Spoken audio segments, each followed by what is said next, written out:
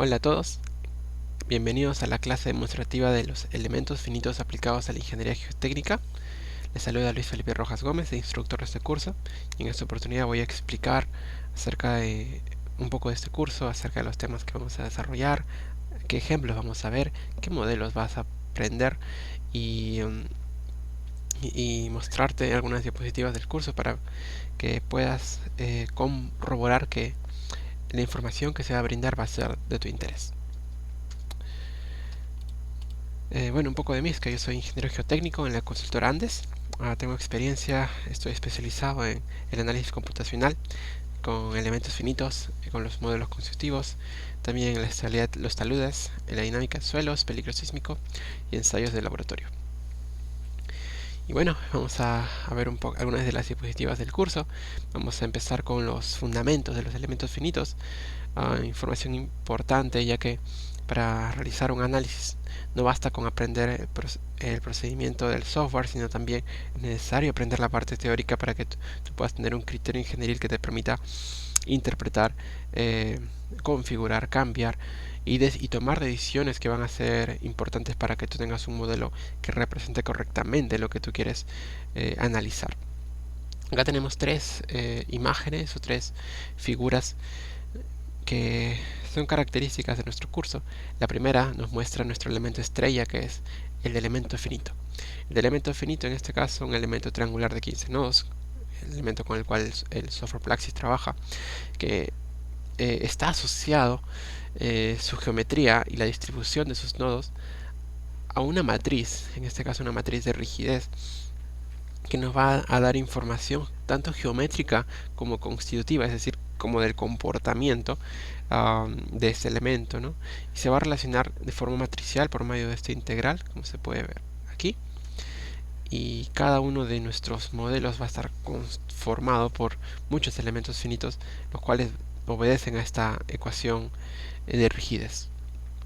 Asimismo, tenemos lo que son los modelos constitutivos, los cuales son diversos, diferentes. Cada uno representa mejor un tipo de comportamiento a un tipo de aplicación de esfuerzo que puede variar para el caso que tú quieras analizar. También algunos son más básicos, algunos son más avanzados, tienen más parámetros y más consideraciones que van a ser necesarios en algunos tipos de análisis, pero básicamente lo que todos ellos van a hacer es relacionarnos tipos de incrementos de esfuerzo con con incrementos de deformaciones asociados a esos incrementos de esfuerzo, y lo van a relacionar por medio de una ecuación constitutiva. Por último, te muestro aquí la imagen de la secuencia del proceso del software, ya que va a ser importante que aprendamos la teoría, pero también la aplicación en el programa, para que así veamos cómo es que en el software tú puedes configurar diversos puntos importantes del modelo, como por ejemplo su drenaje, el modelo constitutivo, los parámetros, la malla, las condiciones de análisis en tiempo, en esfuerzo, etcétera, en flujo.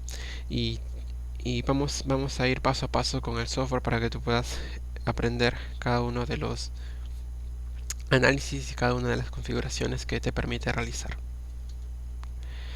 Bueno, acerca de los elementos finitos, nos van a permitir, como ya hemos visto, relacionar un incremento de esfuerzos o una aplicación de esfuerzos a una deformación que se va a inducir por medio de estos esfuerzos.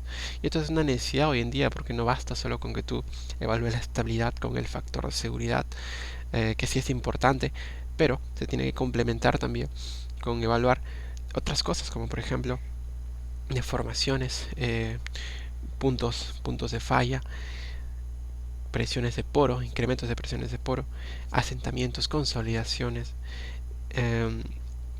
zonas de saturación, y es por ello que la metodología de los elementos finitos nos brinda mayores herramientas, una mayor cantidad de análisis para poder nosotros asegurar la estabilidad y la permanencia de nuestras estructuras geotécnicas con las que trabajamos día a día. Y bueno, en este curso vamos a enseñar desde la definición de los elementos finitos, cómo estos se relacionan, cómo permiten hacer el proceso de discretización, y cómo la discretización no solo es con el propio modelo del sistema continuo, sino también con las fuerzas se van a discretizar, y te va a permitir obtener información en cada uno de las conexiones de estos elementos, también en cada uno de los nodos internos de estos elementos. Y bueno, esos elementos pueden ser triangulares, cuadrangulares, tridimensionales, lineales, dependiendo del caso.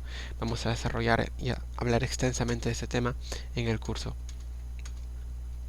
Asimismo veremos la información necesaria para poder realizar cada tipo de análisis. Por ejemplo, cuando tú quieras analizar los esfuerzos, las deformaciones en estructuras de este tipo, como muros anclados, muros pantalla, o presas, una presa de enrocado, un core central, y quieras evaluar la estabilidad del asentamiento, los factores de seguridad, la zona de falla de el talud, vas a tener que introducir información pertinente relacionada a ello. Por ello tenemos que identificar qué parámetros geotécnicos de todos los que existen vamos a utilizar para cada uno de estos análisis. Asimismo, esta metodología tiene algunas limitaciones o tiene algunas consideraciones que es necesario estudiarlas, como por ejemplo el equilibrio, la compatibilidad, el comportamiento de los modelos constitutivos, las condiciones de contorno que pueden variar para cada tipo de análisis. También vamos a realizar su respectivo estudio. Asimismo, veremos un poco más a detalle, ya que este curso consiste en esto, del proceso matemático, de cómo los elementos finitos se relacionan entre sí. A partir de un modelo general podemos obtener matrices de rigideces para cada elemento y luego acoplarlas de esta manera por medio de un ordenamiento que el software lo va a hacer internamente, pero nosotros lo vamos a estudiar de esta manera.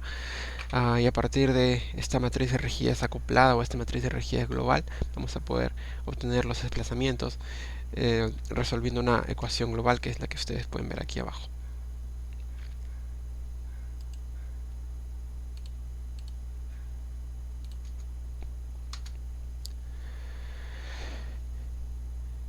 También tenemos aquí el procedimiento interno matemático que el software realiza, o mejor dicho, la metodología de los elementos realiza.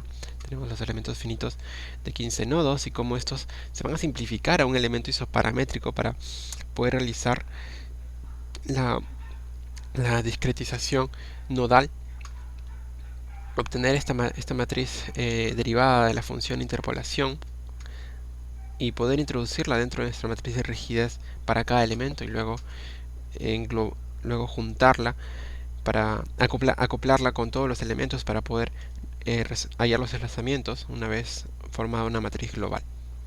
Este procedimiento, aunque parezca engorroso, en realidad se va a poder entender en el curso con el debido tiempo que le vamos a dar.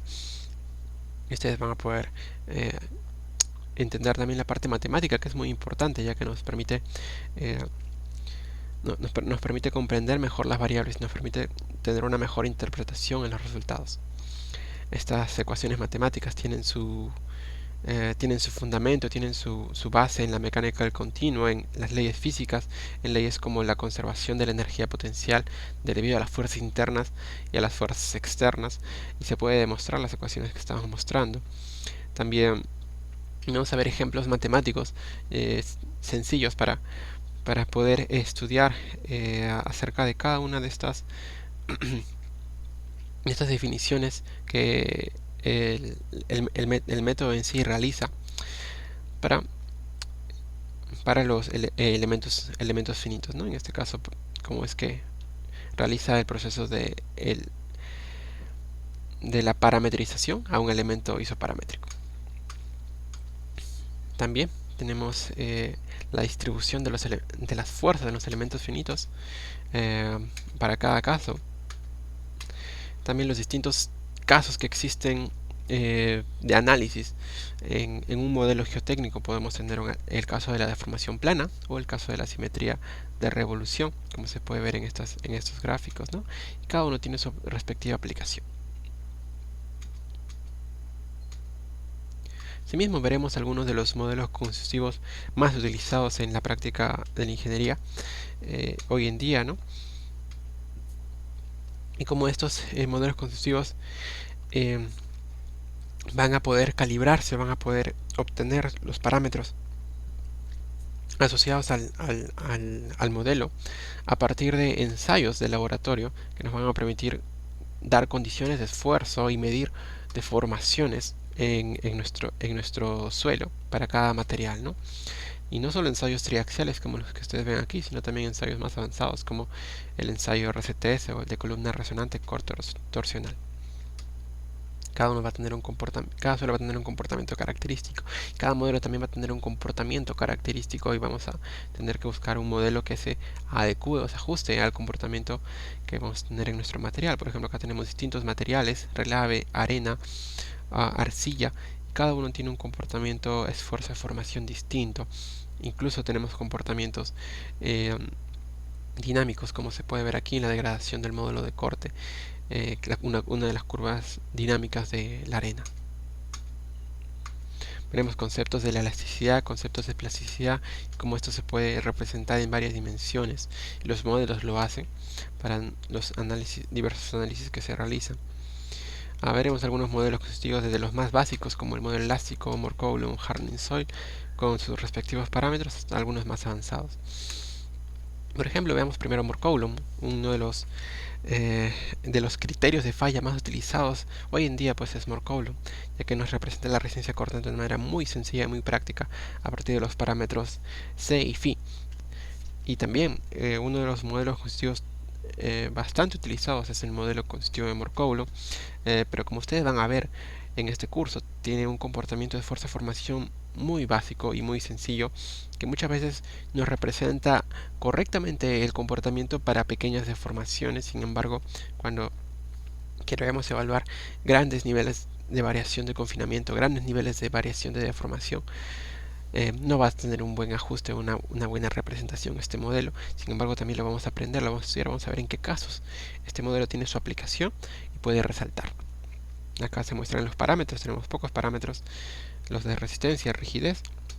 Acá hay un modelo un poco más avanzado, que es el Hardening Soil, que representa un mejor comportamiento para cuando tenemos distintas variaciones de confinamiento en nuestro problema. Por ejemplo, en las presas, al tener grandes alturas, existe una gran variación del confinamiento y por ende vamos a tener comportamientos como los que se pueden ver aquí.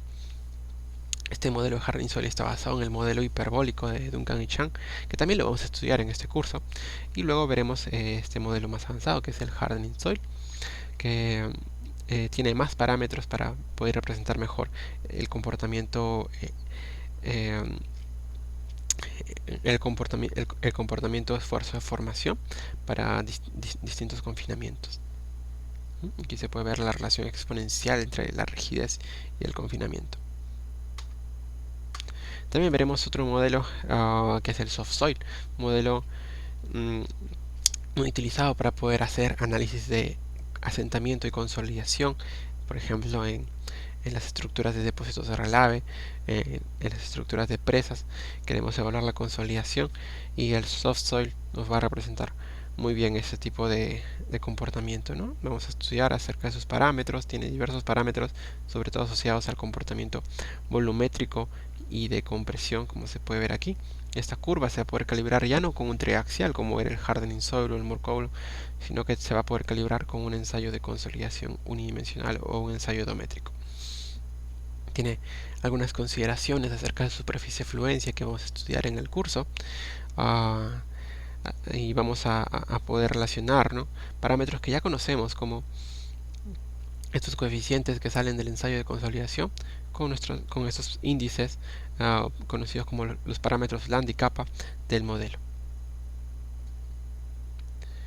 También vamos a estudiar un modelo característico para los taludes rocosos, para los macizos rocosos, que tienen un comportamiento homogéneo, porque las discontinuidades no generan un plano de falla predominante, sino más bien hay un comportamiento en conjunto. Se puede utilizar el modelo de Hockey-Brown, que utiliza conceptos de la mecánica de rocas para relacionar lo que son la envolvente de, de la roca intacta y la envolvente del macizo rocoso. Entonces vamos a poder estudiar ello, vamos a relacionar cómo a partir de esta envolvente que nosotros vamos a sacar a partir de ensayos de laboratorio, se va a convertir o se va a poder relacionar o se va a poder llevar a una envolvente para el macizo rocoso a partir de parámetros de campo que vamos a poder medir, como el GCI y el D. Asimismo veremos un modelo avanzado como es el NORSAN, el cual considera la teoría del estado crítico y tiene más parámetros asociados justamente a esta curva, ¿no? A este comportamiento en el estado crítico, a grandes deformaciones. Tenemos que tomar varias consideraciones para hacer este modelo, como por ejemplo algunas convenciones de los esfuerzos, con la convención de Cambridge para los esfuerzos P y Q, ¿no? Que tienen esta correlación diferente a la del MIT. Asimismo tenemos que relacionarnos con parámetros con los que no solemos o no solíamos realizar en otro tipo de análisis, como por ejemplo la relación de esfuerzos, el ETA, la deformación volumétrica, la deformación desviadora.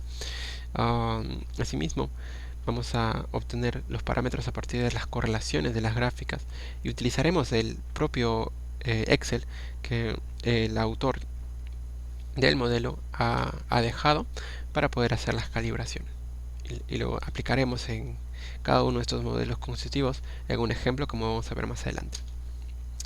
También haremos ejemplos de cada uno de estos, de la calibración de cada uno de estos modelos, no a detalle ya que hay un curso especializado en eso, pero sí vamos a ver un poco de estas calibraciones para que ustedes puedan conocer cómo se realizan. También hay algunas recomendaciones tanto del manual del propio software, de algunos autores, de algunas publicaciones, papers, y también algunas recomendaciones mías para poder elegir correctamente tu modelo constitutivo, para poder caracterizar correctamente el comportamiento de tus materiales en tu modelo, ¿no? También veremos un tema que usualmente no se ve o causa confusión, que siempre me están consultando y preguntando, y que a mí en un principio también me causaba confusión, que era la condición de drenaje del suelo, ¿no? Cuando un suelo se comporta como drenado, cuando un suelo se comporta como no drenado, ¿cuál es la diferencia entre hacer un análisis con esfuerzos efectivos, un análisis con esfuerzos totales? ¿Cómo es que la aplicación de un esfuerzo genera un incremento en la presión de poros y por qué? Todo eso lo vamos a ver en este curso. Veremos la diferencia entre modelar un suelo con comportamiento drenado y no drenado en general, y asimismo cuáles son las condiciones o las consideraciones que el Plaxis tiene para modelar un comportamiento drenado y un comportamiento no drenado. Por ejemplo, el software te permite hacer 4 tipos de condiciones distintas para simular el comportamiento no drenado. Bueno, 3 y una que es no poroso, en la que no se van a generar presencias de poro, y cada una de ellas tiene sus respectivas consideraciones y aplicaciones, algunas con la resistencia última, como el caso de no drenado, o la resistencia residual, algunas con parámetros efectivos que tú vas a tener que colocar tanto en rigidez como en resistencia, igual que en el B, en el no drenado B, y en el no drenado C van a ser parámetros de rigidez, ahora sí no drenados, ¿no? Parámetros de resistencia no drenadas también. Entonces vamos a estudiar cada uno de estos casos para poder entender cuál aplicar en cada criterio, cómo el software entiende la condición no drenada y a partir de ahí calcula una presión de poros sin nosotros insertarle información de presión de poros, ni siquiera en un análisis plástico insertarle una condición de permeabilidad a los materiales, sino que el programa pues va a interpretar a partir de una consideración que vamos a estudiar en el curso, que es la baja compresibilidad del agua, ¿no? Para calcular este exceso de presión de poros, ¿no? Y hay distintos análisis que se puede, distintos resultados que tú puedes obtener, visualizar, interpretar dentro de las condiciones de flujo, como por ejemplo la presión activa, la presión del agua, el exceso de presión de poros y la presión estática. Y bueno, cómo este exceso de presión de poros se relaciona con el famoso módulo de Bulkus, que vamos a estudiarlo ahora, y que este a su vez se relaciona con el parámetro de Skentop. Y es una consideración bien interesante para poder hallar el exceso de presión de poros. Acá hay un ejemplo de una presa que vamos a realizarlo en el curso, en donde vamos a estudiar cómo esta presión estática, este exceso de presión de poros y esta presión del agua se van a relacionar con la siguiente ecuación en todo el modelo, ¿no? Asimismo, vamos a estudiar, a conversar, a hablar acerca de la instrumentación geotécnica y cómo estos elementos finitos, cómo esta metodología nos va a permitir obtener información que va a ser comparable con lo que vamos a monitorear en el campo, en la realidad, ¿no?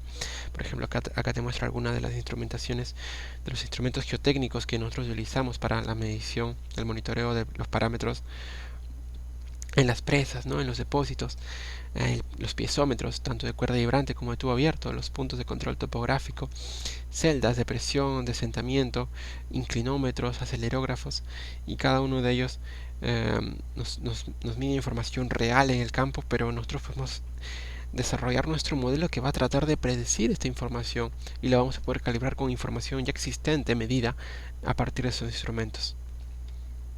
Acá te muestro la imagen de una presa, de un depósito de relaves con una playa y con un dique de retención, ¿no? Como se puede ver algunos de los parámetros operacionales de este modelo.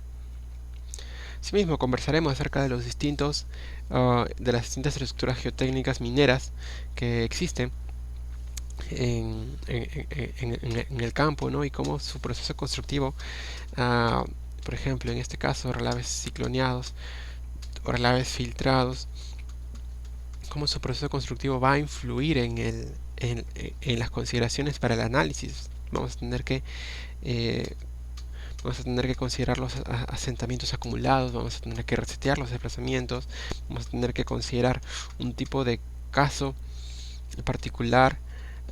Por ejemplo, el de presas aguas arriba es un caso muy particular en el que probablemente vaya a ocurrir la ecuación estática si tenemos las condiciones respectivas de relación de vacíos y de confinamiento.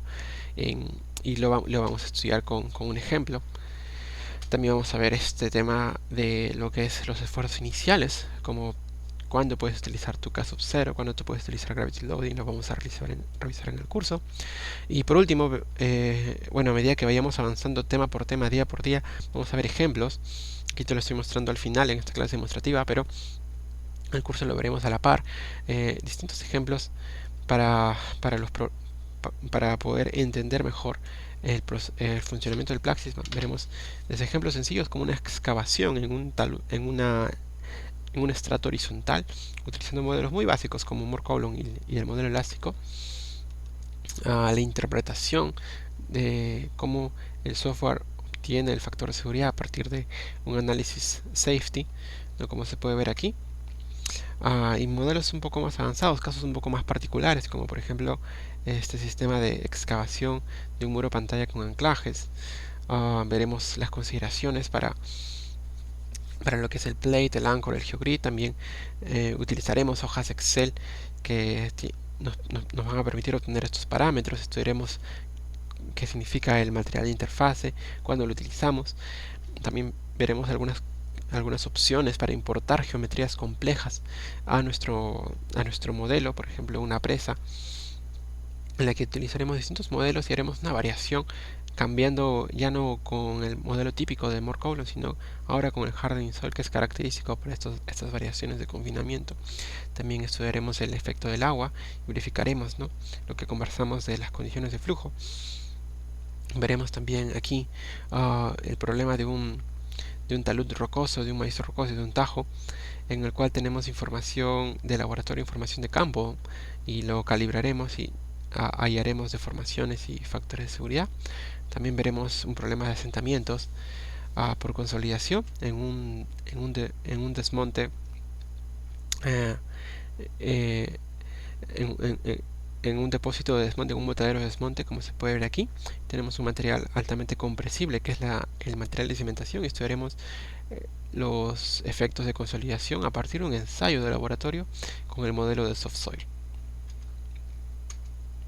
Asimismo veremos la aplicación del software para calcular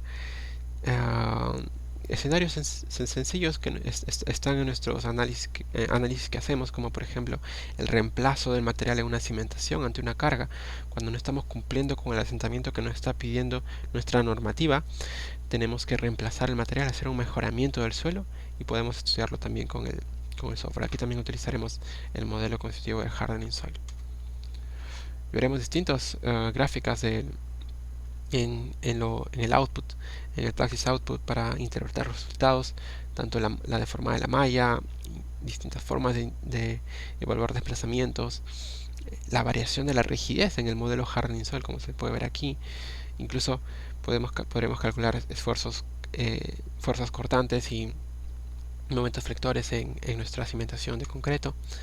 También veremos por último un caso de evaluación de la ecuación estática con el modelo de Norsan, en el cual veremos este efecto de